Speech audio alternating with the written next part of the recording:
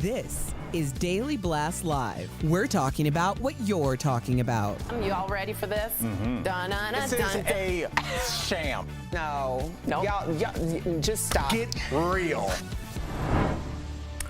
Hello and good morning. Welcome to DBL. Hello, everyone looking fine. Yeah. Very How are good. you? Thank you so much. Happy Hump Day. We are getting started. Happy Hump Day to all of you. We're starting today by talking about our wallets. How strapped are you for cash? Well, if you're like the vast majority of Americans, chances are you're cutting back on spending to make ends meet. So a new survey says that 92% of adults say they've cut back on spending for things that are not necessities. 63% are cutting back on shopping for clothes. 62% are cutting back on dining out at restaurants.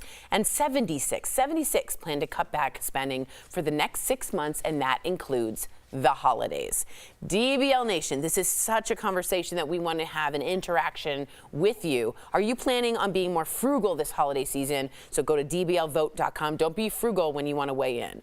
Have you all been feeling the pinch, and what are you doing about it? Anyone want to jump in? I'll say this. When we first started the show, the running joke was that Jeff was kind of tight with the money, you know? Yeah, now we all. And just like everything else, it's coming to fruition that you were right, man. I don't know if I don't know if we have the text that I sent. Michael Dean, do you have that on deck?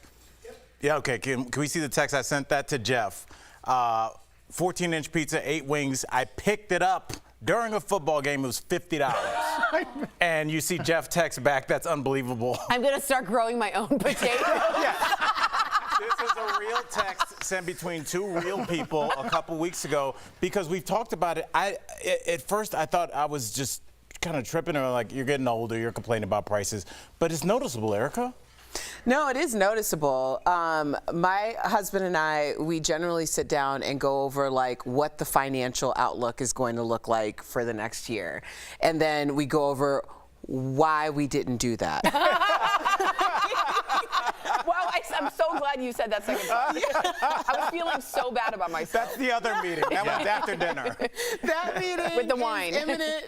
That meeting was coming up last night. Like, there's always this like little feeling where you're like, oh man, we might have messed something up. And then you look at, and he starts saying something, and then I'll say something, and then I get really defensive, and then he gets really defensive, and I'm like, listen, I mean, everybody is doing this. Everyone should be doing it and thinking about like what their financial picture is going to look like in the next year. Right. Because things are more expensive, and I think that it's a weird juxtaposition when everyone seemingly is spending more, but there's a real pinch happening everywhere. That's absolutely true. Just, you know, I just wanted to say 76% of consumers plan on cutting back on non-essential items over the next 6 months. Are you going to be doing that? I have to at some point. And this is the hardest thing me and my wife have to talk about, right? It's the most difficult thing, because when I bring it up, she gets super defensive for whatever reason or another. And I'm like, how do I bring it up then? How do you want me to approach this conversation? Like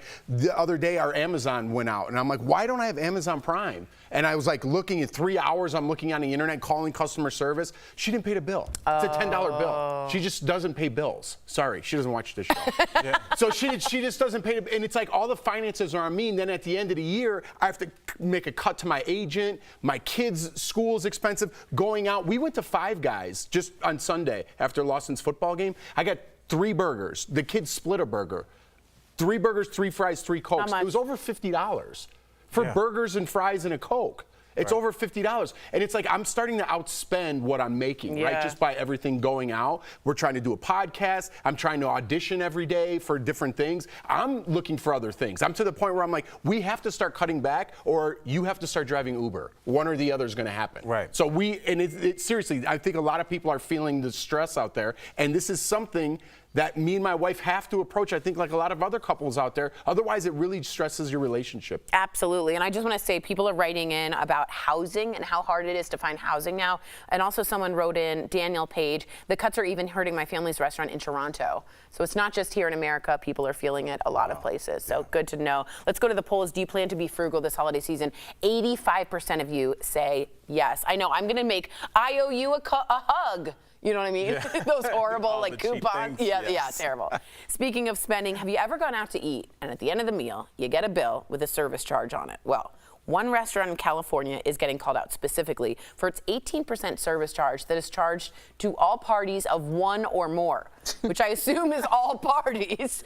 The receipt explains, right? For who doesn't, the ghosts don't get it. All right, the receipt explains it's for gratuity, and these service charges are becoming more and more common. What do you guys think when you see these charges, and is this fair? Let me add the context. Went out to eat with my husband, not gonna name the restaurant. It was lovely, but there was a 20% charge for gratuity, but the person never told me and us. I'm totally okay if it's on it, even just for two people. I totally get it. But tell me, because I'm gonna sometimes not see that and give, and not that it just feels a little sneaky. Well, we've all been overseas to Europe, and like, you know that their gratuities included. So you just, you settle up with the person taking care of you right then, and that's that. And I like that model. Here in the States, we tip, okay. But now we're doing this thing where we're combining both measures, where we're automatically being charged and we're tipping on top of that. And it's a little sneaky, no? It's beyond sneaky. Yeah, I mean, not the waiter, the corporations. Right. I'm not saying to the waiter. And again, please, Erica. No, I mean, it depends. It depends on who's your service. Yeah, right. Some people do it very intentionally, like, because I've asked before, I just want to know, sometimes when there's a service fee, that service fee goes to like the back of the house. Right. So I want to know, like, even when I was getting merch at a concert and there was a tipping gratuity thing, and I was like, who gets this? Right. And the woman was like, oh no, that's for us. And I'm like, I just want to be sure that I'm not sending it to the venue. You know, I want to know who receives what. So I do think transparency is key, but of course people are going to see if you're going to get an additional 20% that you didn't necessarily earn. I know. Is that rubbing you raw? Is that not? Show off. I would tip for that, but.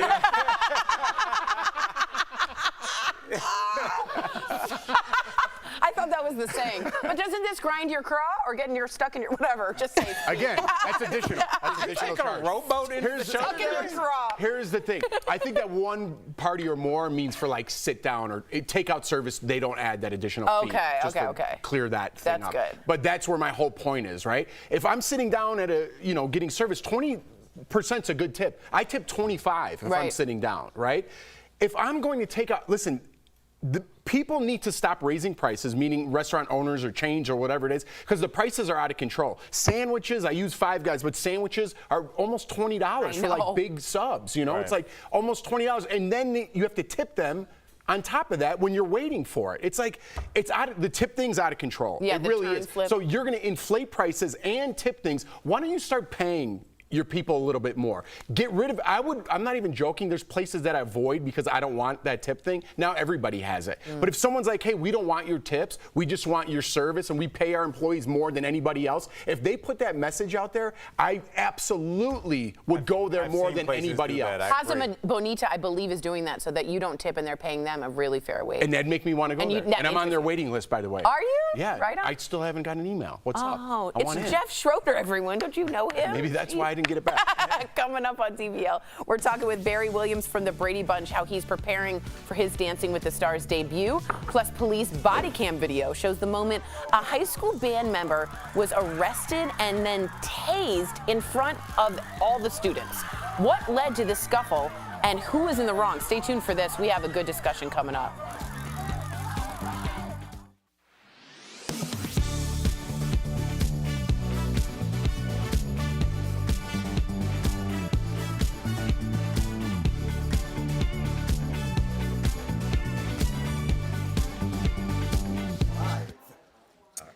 You've inherited that job, huh? Officially, is this your? No, it's not. It's just. Have you gotten a pay increase, or should we tip you for doing this job? If you're on Lyft, do you have to tip your Lyft driver? I tip after. Yes. You can't tip like in Uber though. But in Uber you can pre-tip, being like I'm gonna have 25%. But on Lyft, sometimes like you get out, and I'm like, man, if I didn't really care about, like, you would sort of forget. Right. Yeah. Do you know what I'm saying? And I think that that would affect your rating too. Yeah. Especially for somebody like me that doesn't, because I don't drink, I don't take Lyft a lot. Right. Like there's no reason for me to. But if you're kind of tipsy too, and you Right. yeah. Anyway, I thought that was. They send you a follow-up email. Yeah, they. Oh, yeah. they do. And they'll pop it open after you get there. So Like the next app will time be you like, how use did you it- enjoy You the can ride? still do it retroactively. Okay, good. Because I'm like, I make sure during the ride that I'm like, because how that's. I don't know. I have a hard time with the independent contractors of the Uber and the Lyft and the ride sharing situation. They sneak around with those 1099s so that they don't have to treat you in any kind of labor union or make sure that you're paid fairly. And I have friends and loved ones that have done Uber in times of stress and financial weakness, and it is a hard thing to even get enough to break even. You have to get up at like 5:30 to do airport runs so that you're Right, actually that's the getting big one. and you're just. Every time I go to Wisconsin, the Uber driver gives me their card and says, "Next time you need Just a ride, call just me." call me." It's- yeah. Everything. And I time. will. Cutting you out the know? middleman. The Absolutely. middleman. Yeah, you're right. Because that Uber takes everything from them. Or I know I'm not putting them down. I guess I am. I don't know what. I they think it take. depends I on don't your know the city deal. too, because What is it, like Yeah. 50-50 or something? Well, I've I done had some a airport ride. It was like $122. And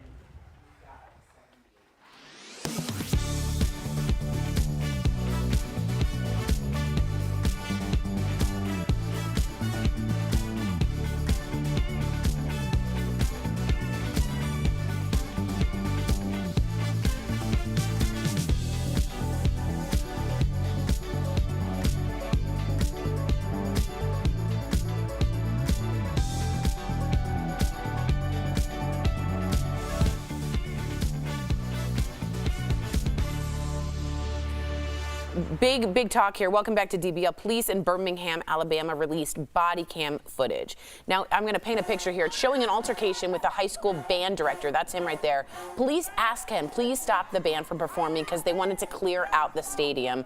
The band director refused, explaining, hey, they had about literally a minute left of the song and told them to get out of his face. That's when things escalated. Police then tased the band director, in front of the students, who you can hear them scream and yell in disbelief. The band director was then handcuffed and then arrested. Here is what he had to say about it on GMA. I could feel my fingers like numbing up. They tased me again and then tased me for the third time. So imagine if I had a heart defect issue, or imagine if I panic on top of that. It could have been fatal. My biggest prayer is that, first of all, that these students will not hold a grudge, that they will be able to overcome this, that they would one day be able to move forward and continue to be the great people that they are. Erica, what do you think about this sort of incredible escalation? He seems like a citizen that should be tased. Yeah. I mean, what do you think about the escalation here? Ridiculous. I just want to know, like, what is the protocol in the handbook that says if a band doesn't stop playing within 60 seconds, you tase the band director? What does that make sense? How does that make any sense? Like, is anybody using like actual discernment or their brain in any capacity? What if I said to you he was evading police when he said, get out of my face? I'm not believing that. I'm taking the other side. All I'm saying is, I need to know that law enforcement is using discernment. Yeah. It's like literally What a great, simple statement. bringing an Uzi to a knife fight. Right. Like, what is happening here? Like, this was a verbal, first of all, both parties are in the wrong because your ego needs to be checked. There had to have been something at some point where someone said, like, was there a point where he said, listen, we have 60 seconds left? He did apparently say it's ending soon. Okay. Apparently he did say and that. then when the get out of my face, though, Yeah. like, now you have escalated the situation, but as police officers, it's your responsibility to de-escalate, especially a non-violent situation. If I was in that band, I would be mortified, because at 15, 16, 17 years old, you see something like that sticks with you. Yeah, it's traumatizing. That is crazy. Al, what do you That think? was That my is first thought, was crazy. just the screams that I heard from his students. Like, this is somebody that they see every day. And honestly, Erica, to your point, I do get the idea of, you know, when the police say shut it down, shut it down. But you think about how many hours that they practice. to get ready for this moment. If they were going to go on for another hour, well, that's another situation. But just de-escalate it, let them play out. And it always reminds me, Jeff, when you have power like a taser or a gun on you, human beings want to use it. That's why it's dangerous to arm everybody, because eventually you will use that weapon. Yeah. Jeff, how do you feel? Well, here's the thing. There had to be, because we're all logical people, right? And people watching this video, I think, are logical. Why would someone do that? And the story's presented to us. Look at this image. He's in the stands, right? And we're saying 60 seconds later, he's in a pitch black. Now it's pitch black. And that was 60 seconds later, and he's somewhere completely different. So Apparently they turned off the stadium lights to try and get people within those 60 seconds. Apparently they're trying to get everyone out. Well, I'm hearing yes. So yeah, that was terrible for him. I don't know. I'm trying to point out the other side. I hear you. No, I get it. I mean, well, Jeff, you would hope that there's another side. Yeah, sounds like there should be, right? Sometimes it isn't, and to cause this melee, to possibly cause somebody's, like, when you can't do stuff to adults. Well, you don't know. I think there's more to the story is kind of the point I'm trying to make. I'm not saying it was right or wrong or it was right by the police at all. I'm just taking the other side, that there sometimes is more to the other side of the story. That's There's all. context. Interesting. All right, let us know what you think. Coming up on DBL, we're talking with Barry Williams from the Brady Bunch, how his experience has been so far, getting ready for Dancing with the Stars.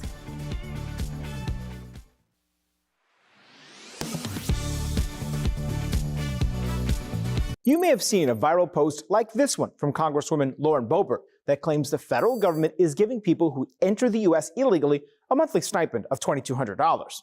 Several verified viewers saw the post and want to know if this is really happening. So let's verify. Our sources are the U.S. State Department, the Congressional Research Service, the National Immigration Law Center, and Jewish Family Service of San Diego. We want to tell you up front that no, the federal government does not give undocumented immigrants a monthly stipend. When someone illegally enters the U.S., they are not qualified to receive benefits from federal programs under federal law, except in rare cases as victims of abuse or trafficking. The National Immigration Law Center says this means they can't get food stamps, non-emergency Medicaid, or Social Security. And the State Department tells Verify it does not provide payments or assistance to undocumented immigrants. The Congressional Research Service has published several reports explaining that undocumented immigrants are largely ineligible for public benefits. Even asylum seekers who are legally allowed to remain in the U.S. until their hearing do not receive a monthly payment.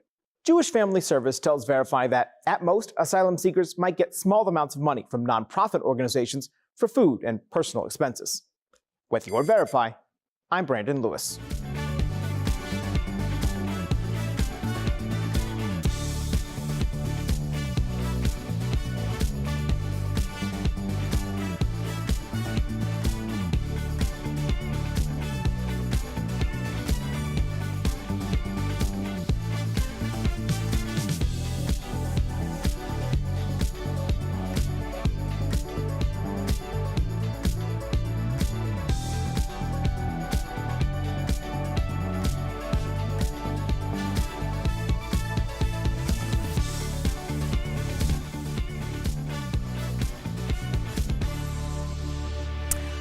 Welcome back to DBL. He's hip in far out ways, and now he will be shaking his hips for votes on Dancing with the Stars. Earlier, Barry Williams joined us along with our first ever live audience. Take a look.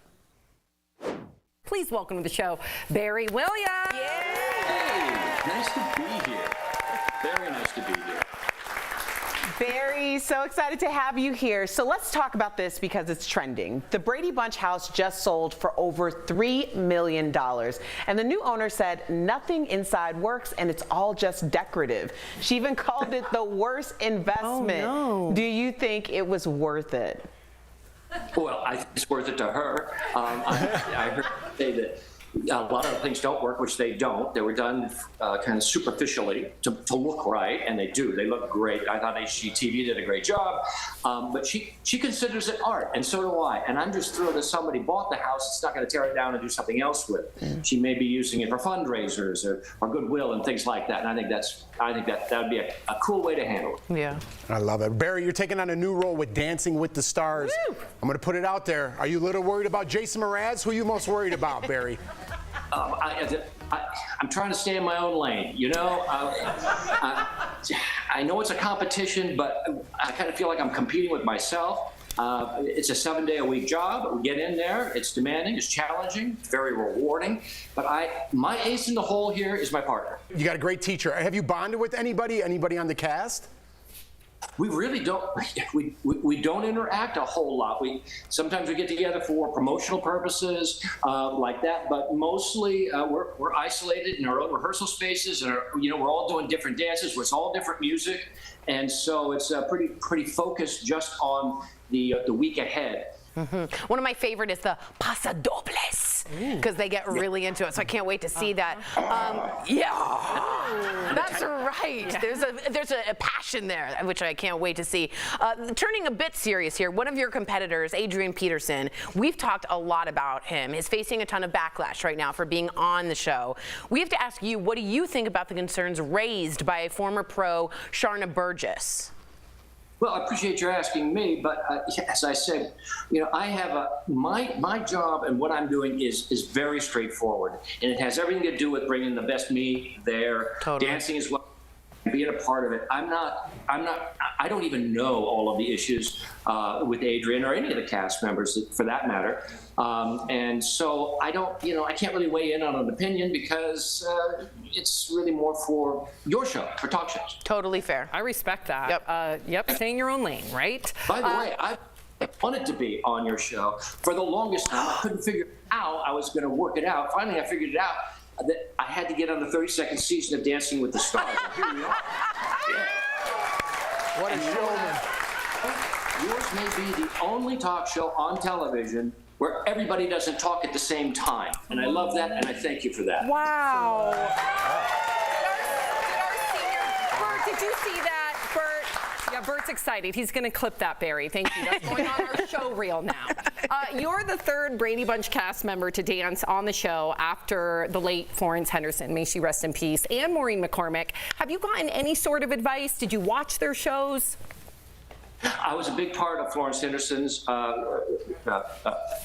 participation in the show. I did her weekly package, and I visited the show. But she's actually the one who inspired me to do it. She knows my background, a lot of theater, a lot of musical theater throughout my adult years, and said, Barry, please, really consider coming on this show and being a part of it. But make me a promise: if you come on, go further than I did. It's been on the radar, and this year it appeared, and it seems to be perfect. I will be the senior member of the team here, but I'm in and I'm ready to tango. Yeah. Sam, so we were talking earlier about our predictions, and my prediction's now Barry. He's got Guardian Angel up there. That's going to be my And pick. he likes our show. Here's what I want. I want you to use this as a little stunt. You don't tell anybody, but it'd be cool if you worked in like a football and you pretended to break Peter's nose, but then you come up and you all dance. Remember that episode? Oh yeah, Marsha. Yeah. Was it Jada? Wouldn't that be a great little stunt? Great idea. It is a good idea. You tune in for the first one. We got a nod. There you go. I love it. Barry, thank you so much. DBL Nation, Dancing with the Stars is back on ABC, and you can also catch it on Disney+. Vote for Barry and PETA starting September 26th on disneyplus.com/vote or by texting Barry to 21523. Congratulations, Barry. Let's go, Barry. You got this, man. Yeah. Thank you all. Barry. We'll be right back. The headline is bold, claiming children behave 800% worse in the presence of their mother. It says the reason is pheromones, and cites a Dr. K.P. Leibowitz from the University of Washington's psychology department. The claim has gotten intense reaction from parents. But is it true? Let's verify. Our sources are the University of Washington Psychology Department, the Wayback Machine, an internet archive, and Samantha Speed, a licensed professional counselor who works with children. Speed says the claim, although it sounds good, is not true. First of all, the researcher didn't exist. And second of all, the data was nowhere to be seen. The University of Washington confirms that. In a statement to 11 Alive, the psychology department said, "We do not know the origin or author of the document. We do know there is no Dr. K.P. Leibowitz at the University of Washington in any of our current or historical databases." The satirical study has popped up in social media posts, websites, blogs, even a news site in Africa. All of them source this website, Mom News Daily. The website, based out of India, circles back to the fake study. Emails to the website creators have gone unanswered. Even though all the data is fake, Samantha says there is some truth to the claim. Children often act out or behave in certain ways like this when they're around their primary caregivers, mainly because they feel a sense of safety and security. She says it could be a dad, a grandparent, a nanny, or another caregiver. Anyone with whom the child feels safe to show their emotions. You're telling me this is really a good thing? Yes.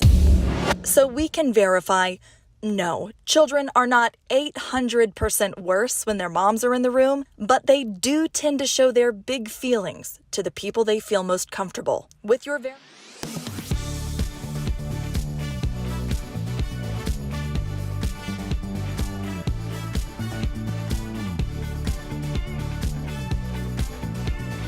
Since 2022, people who were exposed to toxic water at Camp Lejeune from 1953 to 1987 can request financial relief under the Camp Lejeune Justice Act. You've probably seen law firm commercials like this one offering to help people affected get benefits. At Morgan & Morgan, we're fighting for the families affected by this to try to get them the compensation they deserve. Earlier this month, the Navy and Justice Department announced a way to speed up many compensation claims. This new elective option sets a payout framework for people based on medical conditions and length of exposure. If eligible, the recipient can choose to accept this or file a more comprehensive suit. Verify Viewer Bill wants to know if people actually need a lawyer to file a claim. So let's verify using these sources. According to the Camp Lejeune Justice Act, the U.S. Navy, and the U.S. Department of Veteran Affairs, we can confirm that you do not need a lawyer to file a claim. You can do it on your own. To file a claim or learn more, visit navy.mil/CLJA or scan this QR code on your screen. With your Verify, I'm Ariande Till.